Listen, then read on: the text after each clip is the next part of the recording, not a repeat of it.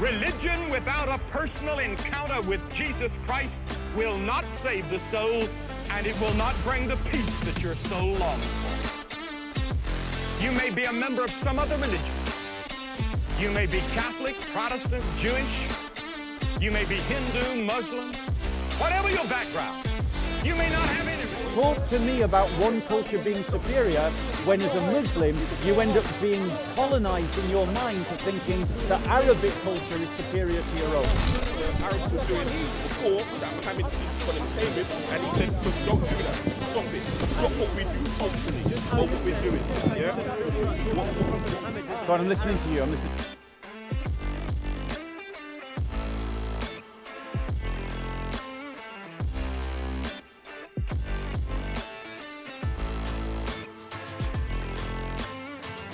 He says that we are to be, that we, the Gentiles, that's me and you, are grafted onto the vine of Jesse, which is the vine of Israel. So we're grafted on. Now, do you know what grafted means? What happens in this world? We're going to Right? see what happens. It's an after, agricultural man. term. What you do is you cut away to the lowest part of the branch. You cut a notch in the branch, and then you take a different plant, different fruit, and you put that onto the root and the stub of the other plant, and you bind it together, and then what happens is the two join together, and the root and the stub feed the branches of this other tree, and that's how he describes the relationship of the Gentile to Israel. So we are grafted onto Israel. So to the question, does Israel in the Old Testament have a special place? Yes. But obviously, as a Muslim, you can't criticize that, because according to the Quran, the Quran affirms that same teaching. But in the New Covenant, Christians believe that Gentiles like me and you together can be grafted into Israel, so that it's in the New Covenant. Yes, in the Bible. Yes, that's the New Covenant. It's the New Covenant. Yes.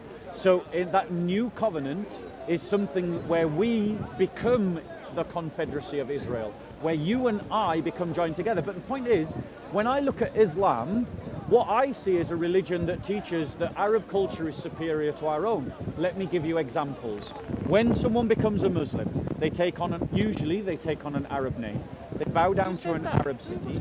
They have to play in Arabic. They read an Arabic book. Arabic customs become normal. There's plenty of Muslims who are not Arab that start dressing like Arabs, taking Arab names. They bow to an Arab city. They go on pilgrimage to an Arab city. They have to learn Arabic. What's up? God can't understand you in English? Who says you have in to the do that? Christian faith, in the Christian faith, Well, who says you have your to do culture that? and my culture, whatever your culture is, whether you say it's English or something else, your culture and my culture have equal dignity with Arab culture, with Palestinian Jewish culture. And what we are supposed to do is all of us, Jews and Gentiles, filter our own culture to make it a better culture, a best kind of culture. But in Islam, what we see is arabization. You go and look at North Africa. North Africa, all those people, no, sorry, don't interrupt, stop being rude, don't interrupt, stop being rude. Brother, focus on me, or I can't. So, if you're going to stop listening to me, I'll stop talking to you and I'll just go somewhere else. Right, so please focus on me, right? So my point to you is that you look at Egypt. Egypt had an African culture, had an African language called Coptic, right? It's older than Arabic, but since even before the time of Christ, they had Coptic as their language. And then the Muslims came in the 7th century and they imposed, and then Arabic became their language. Look at North Sudan. North Sudan is Nubian. They had their own culture, they had their own beliefs. I know a refugee woman, a Muslim woman, who had to flee North Sudan, and her crime was to campaign to stop an area of Nubian historical importance from being flooded by a dam that they were building in Sudan. And they were going to kill her for it. And she was a Muslim woman campaigning to defend Nubian culture. And they speak Arabic now, and they think of themselves as Arabs. Wherever Islam dominates, Arabization follows. The Assyrians of Iraq, Arabization. The Palestinians of the Middle East, Arabization. Jordan, Arabization. In terms of Pakistan, you've got, even now, there's a debate going on in Pakistan right now where Arabization is occurring in Pakistan, and some people are trying to fight him. There you go. And he said nothing wrong with it. So don't talk to me about one culture being superior when, as a Muslim, you end up being colonized in your mind to thinking that Arabic culture is superior to your own. Nowhere in the Quran does it say that Arab culture is superior. What the Arabs came with before, for example, in the Arabs, their tradition before was to bury their daughters. That was the Arab culture, to bury your daughters. Having a daughter wasn't good. Muhammad, peace upon him, came and he refuted that. So when we're doing certain things in Arabic, it's not the culture, it's the religion that we are following. Because God did not say follow Arab culture. There was many things that the Arabs were doing before that Muhammad, peace upon him, came with, and he said, don't do that. Stop it. Stop what we do culturally. What we're doing. Yeah. Go on, I'm listening to you. So what I'm saying is they did stop that. Even when you follow Jesus, I'm pretty sure you're looking at it like you're following an Israelite culture. You're just following the teachings of what was sent to him by God. It's like Moses with the Israelites as well. When they're following their own people, but when certain people's following the prophets of God, they're not following their culture, because God hasn't set down culture to them. He set down divine revelation. That's something that we can both understand. So it's not a cultural thing. If I am doing certain things like maybe dressing the way he dressed, or certain things, then that's just the way he done it. If you knew how Jesus dressed, for argument's sake, just hypothetically, if you know how Jesus dressed, how he did his hair, you might say, well, this is the man that I want to follow. And you might start following that. If Jesus came every day in sandals, you might say, well, sandals are good on him. Let me just try and follow everything down to the T with him. Because he's the one that's upon divine revelation. There's nothing wrong with that, but we don't follow their culture. I don't eat Arab food. Not that there's anything wrong with it. I don't eat Israelite or Israeli. Do you know what I mean? I just do certain things because what they came with, their religion in regards to God. Second of all, I was going to say, in the Bible, it talks about the second covenant. I can't remember again, I didn't think I'm here to preach, but I can't remember again exactly where it says it, but I know you'll be familiar. It says that I'm going to bring a new covenant to you, and it's not going to be the one of the people that I led Moses in the land of Egypt. It's going to be a new covenant. When he mentions that covenant, he said it's only going to be for the house of Israel. Doesn't say that. Do you know where it is? Do you know the reference I'm talking about? So let me reply to all your points, and I will reply to that question as well. I will start with that question. The passage that you're referring to is going to be in one or two places. If it's the Old Testament reference, it'll be in Jeremiah. If it's, I think from memory, I'm guessing, but I've got a feeling Jeremiah 31, but I'm not sure. Could be wrong. There might not even be 31 chapters in Jeremiah. So if it's an Old Testament reference, it might be in Jeremiah. If it's a New Testament reference, Christ mentions the new covenant at the Last Supper, where he says that this is my body, which is given for you, do this in remembrance of me. And this is the cup of my blood, the blood of the new and everlasting covenant, which is shed for you and for all for the forgiveness of sins. So those are the two references that I think about. In terms of in Jeremiah, where he speaks about, he says that I will establish with you, Israel, a new covenant in which I will pour out my spirit and your sons and your daughters will prophesy. Now that new covenant is what Jesus inaugurates in the communion. But that new covenant is what he sends out his apostles into the world to teach and baptize all nations and all peoples to enter into. So we'll come to it, yeah. So that's to address that point. But the problem is with what you're saying is that I'm willing to accept that I can't point to a verse or a phrase that says that Arabic culture is superior to other cultures. I'm willing to grant you that. But the reality is that Islam does lead to Arabization. And the evidence is abundantly clear. All you need to look at it. Peace be with you, brother. The evidence is abundantly clear. You see Arabization amongst societies that convert to Islam. The Assyrians were not Arabs. The Phoenicians were not Arabs. The Palestinians were not Arabs, but they've all Arabized. The Copts were not Arabs. The Nubians were not Arabs. The Berbers were not Arabs, but they've all Arabized. So what actually happens is, because you believe that Allah can only speak to you in Arabic, you have to believe by consequence that it logically follows that you must adopt Arabic as a language of prayer. Because Muhammad wasn't Arab, and he is the best example in everything, then normative customs and attitudes of behavior that he did not directly contradict, like infanticide, do become exemplars of perfect behavior, and they're all Arab. So that is why Islam leads to Arabization. I have literally heard a Muslim say that there was nothing wrong with Arabization. When I said to him, when I gave these examples of Arabization, and he said, that guy that was there, he said, what, there's nothing wrong with that. Well, I want to tell you that there's a better way, bro. Whatever your culture is, and I do not claim to suggest that I know, I'm going to assume that it's English because we're speaking in English and we are in London, right? That our culture, right, assuming that we're sharing that culture, right, is something that is equal to Arab culture, that is equal to Palestinian Jewish culture. It's not that the English culture and whatever culture you claim as your own is equal to Palestinian Jewish culture, i.e. the culture of Jesus, and it is equal to Arab culture. I actually love Arabic culture. I really like it. I genuinely do. But my point is that in Christianity, we say that all cultures are equal.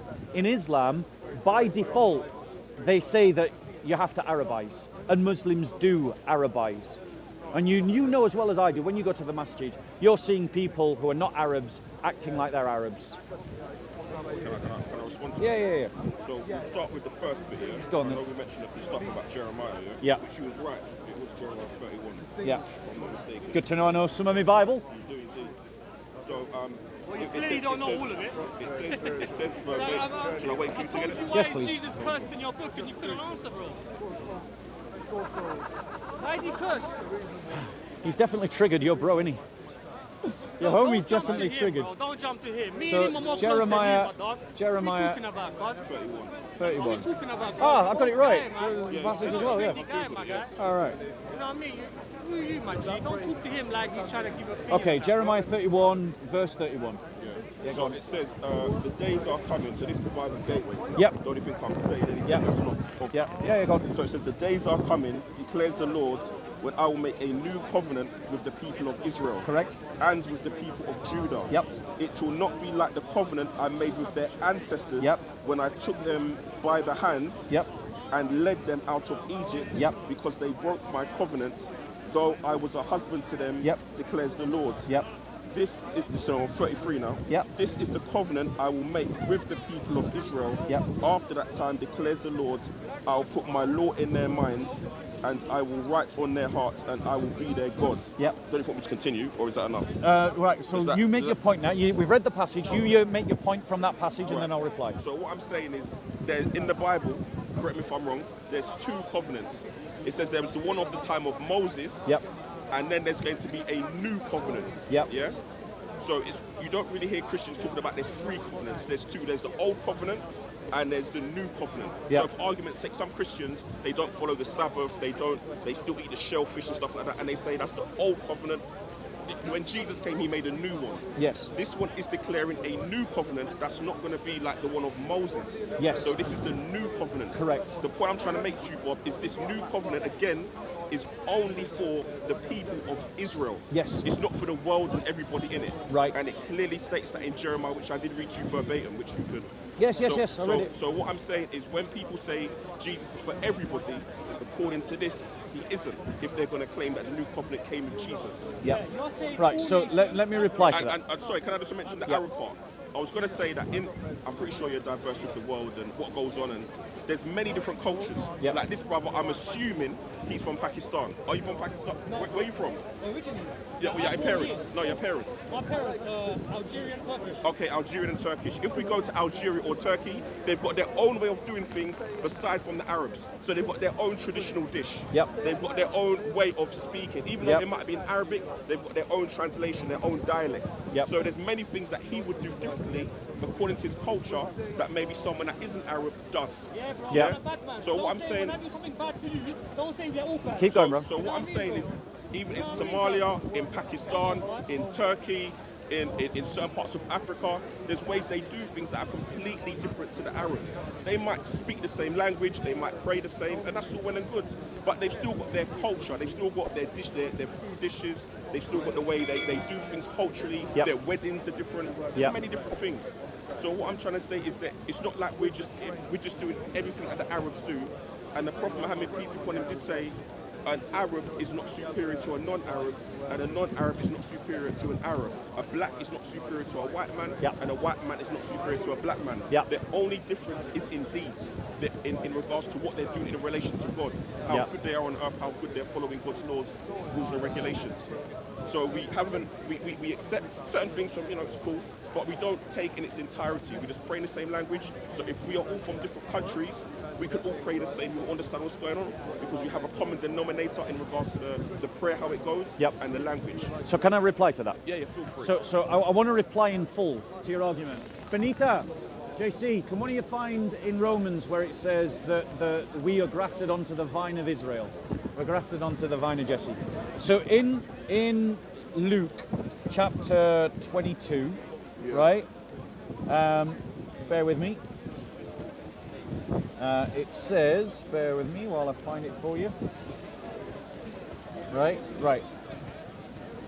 It says in chapter 22, it says, reading from verse 19, "This is my body which is given for you. Do this in remembrance of me." And in the same way, he took the cup after they had eaten, saying, "This cup which is poured out for you is the new covenant in my blood." So that new covenant that's prophesied in Jeremiah, right? Jesus Christ is claiming that new covenant because there is only one new covenant that's prophesied in the Old Testament. It's not multiple new covenants, there's only one. And Jesus is now claiming it, and he's claiming to start it. And he's starting it at this point in time, right? So the new covenant has now begun. That covenant that Jeremiah speaks of. And when in the book of Acts, you'll remember that the Muslim trolls that were here, that were so rudely and interrupting so aggressively, they said that I was lying when Jesus said these words. Jesus said, "All authority has been given to me in heaven and on earth," so that's clearly not just a man. "Go therefore and make disciples of all the nations, baptizing in the name of the Father, the Son, and the Holy Spirit." So he sends his apostles into all the nations to teach and baptize in the name of the Father, the Son, and the Holy Spirit. Baptism is the entrance ritual to the new covenant, right? So Paul then goes on to say, have we found it? Romans 11:11. So then the Apostle Paul says this in Romans 11:11. Just find it for you. Right, it says this. "I say then, Romans 11:11, yeah? "I say then, they did not stumble so as to fall, did they? May it never be. But by their transgression, salvation has come to the Gentiles to make them jealous. Now if their transgression..." 17:11. Oh, 11:17, sorry. So, but if some of the branches were broken off, and you being a wild olive, so he's writing to Gentiles. This letter is writing to Gentiles. Did Paul write this, by the way? Yeah, Paul wrote this to a Gentile church in Rome, right? "But if some of the branches were broken off, you being wild olives were grafted in amongst them and became partakers with them," them is the Jews, "of the rich root of the olive tree. Do not be arrogant towards the branches, but if you are arrogant, remember that it is not you who supports the root, but the root that supports you." So he's saying that me and you as Gentiles in this new covenant are grafted into Israel and Judah. So God establishes a new covenant with Israel and Judah, but that new covenant includes the Gentiles. So the Gentiles can participate in this new covenant that is given to Israel and Judah. Well, I think in relation to what Paul says, I mean, this is something slightly separate. But I know Paul says something completely different to the other apostles that was around Jesus at the time. Nope, he doesn't. What's that? So in relation to what's the word? Like foods you can eat in relation to a lot of the things that was before. He wasn't saying things that was in conjunction with the rest. No, this is just another Da'i lie. And I'm not just saying you're lying. I'm just saying that Muslims lie to one another when they say this. Bring any Muslim you like to discuss this with me, and we'll go through it systematically. Yeah, Paul's beliefs agree with what the other apostles teach.